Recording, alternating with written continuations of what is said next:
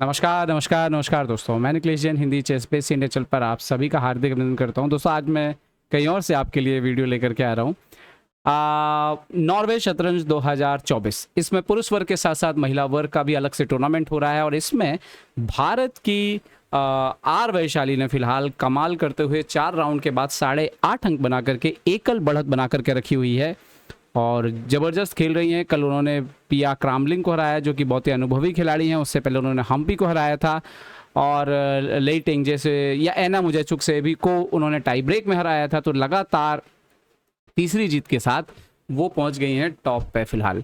इसका असर ये हुआ है कि विश्व रैंकिंग में भी उनकी स्थिति काफ़ी मजबूत हुई है और वैशाली टॉप 10 में शामिल होने के बिल्कुल करीब खड़ी हैं, ठीक अपने भाई प्रज्ञानंदा की तरह। तो काफ़ी अच्छा शतरंज खेल रही हैं, पहले से काफ़ी इम्प्रूव चेस खेल रही हैं। और थोड़े दिन पहले मुझे लगता है जो कैंडिडेट उन्होंने खेला, भले ही वो कैंडिडेट शुरुआत में अच्छा नहीं गया, लेकिन जो अनुभव उनको मिला है उससे वैशाली जो है वो काफ़ी बदली और काफ़ी शक्तिशाली नज़र आ रही हैं। तो आइए देखते हैं उनका वो मुकाबला जो उन्होंने पिया क्रामलिन से जो है जीता, अपने नाम किया। ये मुकाबला काफ़ी इंटरेस्टिंग है इस दृष्टिकोण के साथ कि कैसे वैशाली जो कि एक आक्रामक शतरंज खेलने के लिए जानी जाती हैं, उन्होंने एक मैच जीता जो लगभग बराबर था, बिल्कुल बराबर था। देखिए क्या हुआ। तो क्रामलिन यहाँ पे वाइट से d4 खेलती हैं, वैशाली खेलती है night f6, c4, g6, night c3, d5, night f3, bishop g7, c into d5, night into d5, e4 और नाइट c3। और ये हो गया ग्रुनफील्ड ओमरिंग। ठीक है, ग्रुनफील्ड खेला उन्होंने वैशाली ने। bc3, c5, ये नॉर्मल लाइन है, आप चैलेंज करते हो इस डायगोनल पे क्योंकि आपका बिशप होता है यहाँ पर। तो ये c5 का मूव, c5 बहुत ही नॉर्मल है। अपोनेंट का जो सेंटर होता है उसको तोड़ने के लिए आप खेलते हैं bishop e3, bishop g4, bishop b5 checks और नाइट c6। कैसल किया यहाँ पे क्रामलिन ने और यहाँ पे वैशाली ने भी कैसल कर लिया। और यहाँ पर क्रामलिन डिसाइड करती है बिशप इंटू c6, ये स्ट्रक्चर तोड़ने का डिसाइड करती हैं। एंड देन क्वीन a4 खेल के c6 पर दबाव बनाती हैं। तो ये जो पोजीशन पिया क्रामलिन खेल रही हैं, इस पे आप देख सकते हो कि अभी भी इस डायगोनल पर प्रेशर है और वैशाली ने इसको एक्सचेंज करते हुए एंड गेम पे लेके गई। सबसे पहले उन्होंने खेला c into d4, c into d4, again c5। यही खासियत है इस लाइन में, इस डायगोनल से आपको काफ़ी इस तरह के पॉन ब्रेक मिलते हैं और आप अपनी एक जो वीकनेस है सिंगल पॉन की उसको भी खत्म कर रहे हैं। रुक d1, तो bishop into f3, g into f3, pawn into d4, bishop into d4, bishop into d4, rook into d4, queen b6। कोई भी ये बोलेगा कि ये 17 चाल में जो गेम की पोजीशन थी ऑलमोस्ट ड्रॉ पोजीशन ऑलरेडी आ चुकी है, लेकिन क्या ये बिल्कुल ड्रॉ है? नहीं है, क्योंकि पोजीशन पे कुछ इनबैलेंसेस हैं। यहाँ पर पॉन स्ट्रक्चर कंपेयर करें तो ब्लैक ज़्यादा बेटर दिखता है वाइट से। हालांकि वाइट के पीसेस ज़्यादा एक्टिव हैं क्योंकि अभी भी ब्लैक के पीसेस गेम में आए नहीं हैं और यहाँ पर प्रेशर है, यहाँ पर भी प्रेशर रह सकता है फ्यूचर में। खैर अभी आगे क्या हुआ, रुक उन्होंने डबल कर लिया। क्वीन f6 खेल के f3 पर अटैक करती हैं वैशाली। सो ये जाती हैं क्वीन a3, e7 पे भी अटैक करती हैं, f3 को भी बचाती हैं। रुक fc8 लेकर के आती है यहाँ पर वैशाली और अब उनकी रुक c2 लाने की तैयारी थी। Queen e3, king g7, king g2, रुक c2, रुक d2, रुक d2, रुक, ये एक्सचेंज हो गया एक और रुक। और ऐसा लग रहा था कि ऑलमोस्ट जो है कमोबस यहाँ पर वाइट होल्ड कर लेगा और यहाँ पे ज़्यादा कुछ है नहीं, लेकिन वैशाली कुछ और निर्णय लेके आई थी। वो लगातार थोड़ी थोड़ी चीज़ों से जो है दबाव डालने की कोशिश कर रही थी। रुक c2, क्वीन d4, तो उन्होंने खेला रुक यहाँ पर f3, क्वीन भी एक्सचेंज होगा। इसके बाद तो लगा कि अब तो रुक एंड गेम आ गया है भाई, ये तो अधिकतर ड्रॉ ही होता है, खासतौर पे किंग भी ठीक पोजीशन पर है वाइट का, ऐसा कोई ट्रबल नहीं है। देखिए आगे क्या हुआ, इन्होंने खेला f4। मुझे लगता है कि यहाँ पे भी आप थोड़ा और स्लो कर सकते हो, अगर वाइट रुक b2 करके और होल्ड कर सकता है। f4, रुक a3, h4, यहाँ पर किंग e6, f3, तो यहाँ पर f5 खेला वैशाली ने। मारने भी दे सकती थी बट उन्होंने यहाँ पर मारा into f5, queen into f5, king g3। But technically actually ये ऑलरेडी ड्रॉ हो चुका है, इस पर नहीं जीता जा सकता। अगर ब्लैक कुछ एक्स्ट्रा ऑर्डनरी कैसे करेगा, ना तो आपके पास कोई पास्ट पॉन है। अगर वाइट अपना सेकंड रैंक मेंटेन रखता है तो ऐसा कुछ खास हो जाए बहुत मुश्किल है। हालांकि रुक a4, रुक f4 के थ्रेट रहेंगे हमेशा। ओके, यहाँ पर a5, रुक e2, किंग f6, इन्होंने खेला king g4, so now e6 कर दिया यहाँ पर।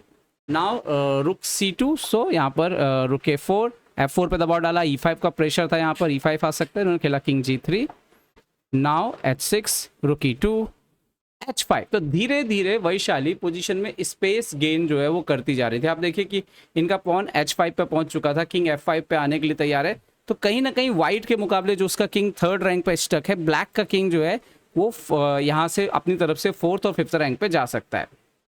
ओके, रुक C2, बट अभी इंप्रूवमेंट कैसे करेंगे, तो रुक E2 नाउ।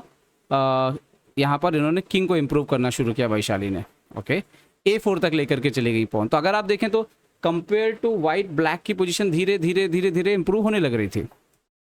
हालांकि अभी भी कोई साफ इंडिकेशन था नहीं, बट ये पोजीशन है। मुझे लगता है कि अगर प्रिया क्रमलिंग रुक B2 ही खेलती रहें तो आसान नहीं है यहाँ पर ब्लैक के लिए। ब्लैक जरूर यहाँ पर A3 खेलेगा और रुक D2 जाता है, तो देन आप लगातार कोशिश कर सकते हो, लेकिन पोजीशन इक्वल है। मैच में उन्होंने खेला रुक D4, पॉन आता है A3, रुक A4, और शायद उनको लगा कि रुक को बेहतर स्थिति में लेकर के आ रही है, जो कि ठीक है।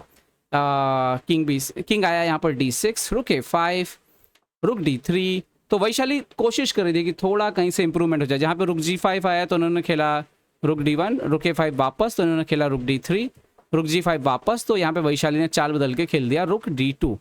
अब हो ये गया इस एक्सचेंज में कि आपको इनको मारना पड़ा रुक इंटू G6, वैशाली ने मारा रुक इंटू A2, और यहाँ पर प्रिया कैमलिंग ने खेल दिया F5। जरूरत नहीं थी इसकी, वो कि रुक, मैं बोल रहा हूँ ये रुक G5 से भी पकड़ सकती हैं पोजीशन को दिस साइड, और ये इक्वल ही है, पर उन्होंने खेला F5। वैशाली खेलती है रुक E2। अब आपकी चाल है, आप यहाँ पे वाइट से क्या खेलोगे। अब मज़ेदार बात ये है कि इस पोजीशन पे आप देखो तो ब्लैक जो है और वाइट दोनों के पास 3-3 पॉन है, लेकिन अगर इस पोजीशन पे एक पॉन दे यहाँ पर जिसको मैं बोलूँ कि वाइट, तो भी ये मैच ड्रॉ होगा। यहाँ पे खेलना क्या चाहिए था, यहाँ पे खेलना चाहिए था रुक को G8 लाइए। अगर ये H2 बढ़ते भी हैं तो आपका रुक इधर आ रहा है, और इसके बाद ये एक्चुअली में ये टेक्निकली ड्रॉ है, ठीक है, क्योंकि यहाँ पर कभी भी आपका किंग जो है वो लास्ट तक, क्योंकि ये पॉन लास्ट तक पहुँच गया, ये किंग कभी भी आगे सपोर्ट नहीं दे पाएगा ज़्यादा, क्योंकि चेक चेक चेक चेक आते रहेंगे आपको। और अगर आप बहुत दूर जाओगे तो कभी ना कभी जो है किंग ऊपर आके ये पॉन भी मार सकता है। तो ऐसी कंडीशन में कभी इस रुक के लिए पॉन के लिए रुक दे भी दिया तो फिर ये पॉन डेंजरस हो जाएंगे। तो बट इन्होंने मैच में एक बड़ा ब्लंडर मार दिया, उन्होंने Fe6 मारा, और ये सबसे बड़ा ब्लंडर था। रीज़न ये है, आफ्टर रुक E6 हुआ ये कि वाइट जो है अभी अंडर अटैक है। अगर वाइट एक्सचेंज करता है तो ये पॉन क्वीन हो जाएगा, तो वाइट की मजबूरी है कि वो अटैक यहाँ पर एक्सचेंज नहीं कर सकता। रुक G5 तो अगेन यहाँ पर रुक E5 आ गया, और ब्लैक चाहेगा एक्सचेंज हो जाए, गेम यहीं खत्म हो जाए। और इसके बाद जब रुक G6 चेक आया, जो सबसे बड़ा डिफरेंस आया, एक्चुअली किंग C5 चला गया और किंग B4 पहुंच रहा है, मतलब ये पॉन पे सपोर्ट आ रहा था।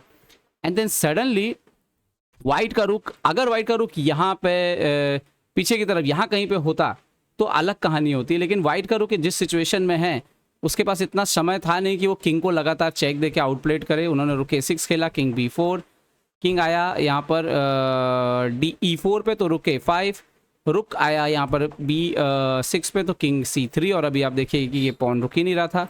अगर आप पीछे चले भी जाएं तो ये पॉन पुश यहाँ पे, और ये गेम यहाँ पे ख़त्म हो जाएगा। तो एक बढ़िया जीत वैशाली ने दर्ज की, धीरे धीरे दबाव डाला, धीरे धीरे पोजीशन को इम्प्रूव की।